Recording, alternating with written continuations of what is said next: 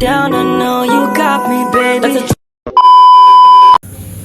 Assalamualaikum warahmatullahi wabarakatuh. Perkenalkan, nama saya Adira Kadang dengan NIM A1112520-140. Tujuan saya membuat video ini karena saya mendapatkan tugas proyek dari mata kuliah membaca dan pembelajarannya yang diampu oleh Ibu Fadila SPD MPD. Nah, di sini itu saya akan menjelaskan 3 poin. Yang poin pertama itu jenis-jenis membaca berdasarkan bahan cakupan membaca, dan yang kedua itu pentingnya membaca dalam kehidupan sehari-hari maupun di dunia pendidikan. Dan yang ketiga itu menjelaskan salah satu metode membaca. Di sini saya memakai metode membaca KWL.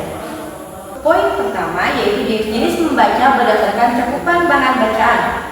Membaca dapat dibedakan berdasarkan cakupan bahan bacaan atau tujuan pembacanya. Yang pertama itu membaca luas atau extensive reading. Tujuannya itu untuk memperoleh pemahaman umum dari suatu bacaan. Biasanya dilakukan terhadap bahan bacaan yang panjang seperti buku, novel, majalah, atau surat kabar. Biasanya pembaca tidak fokus pada setiap detail, melainkan pada ide pokok dan alur ceritanya. Contohnya itu membaca artikel berita untuk mengetahui informasi terkini, dan yang kedua itu membaca intensif atau intensive reading.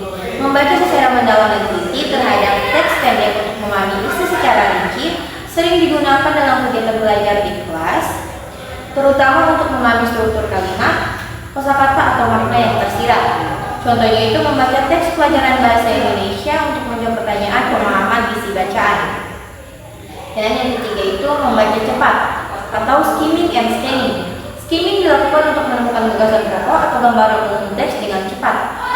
Scanning dilakukan untuk mencari informasi tertentu seperti tanggal, nama toko, atau angka. Contohnya itu membaca daftar isi buku untuk mencari bab tertentu.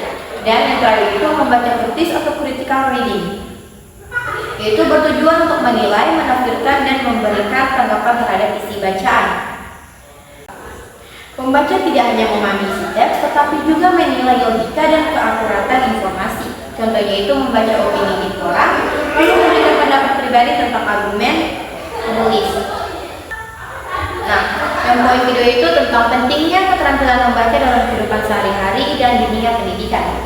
Keterampilan membaca memiliki peran yang sangat penting baik dalam kehidupan sehari-hari maupun dunia pendidikan.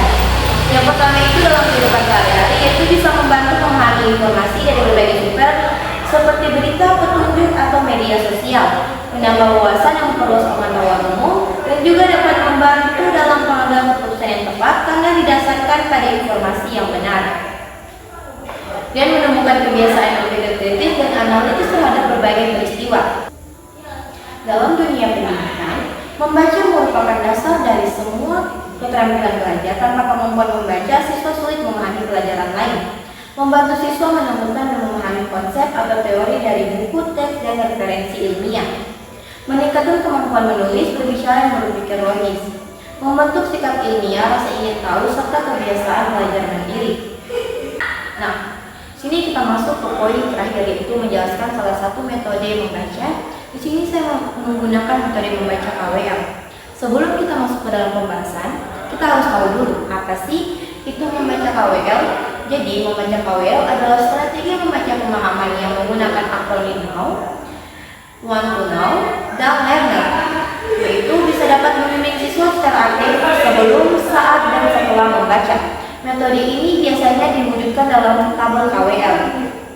3 kolom untuk mencatat pengetahuan awal, pertanyaan yang ingin dijawab, dan informasi yang telah dipelajari setelah membaca.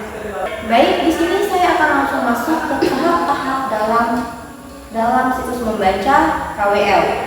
Nah, di sini itu saya mengambil tema daur ulang sampah. Yang pertama itu tahap K itu now, apa yang saya ketahui.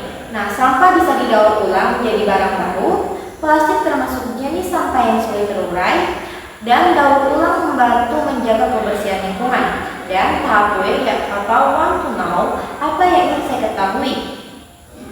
Itu bagaimana proses daur ulang sampah dilakukan, atau apa manfaat daur ulang bagi manusia dan lingkungan. Terakhir itu tahap L atau learner, apa yang telah saya pelajari. Sampah dipisahkan menjadi organik dan anorganik sebelum didaur ulang. Sampah plastik dapat diolah menjadi percuma tas atau bahan bangunan. Daur ulang mengurangi pencernaan dan membantu menghemat sumber sumber daya alam. Nah, itu saja yang saya paparkan pada materi kali ini. Wassalamualaikum warahmatullahi wabarakatuh.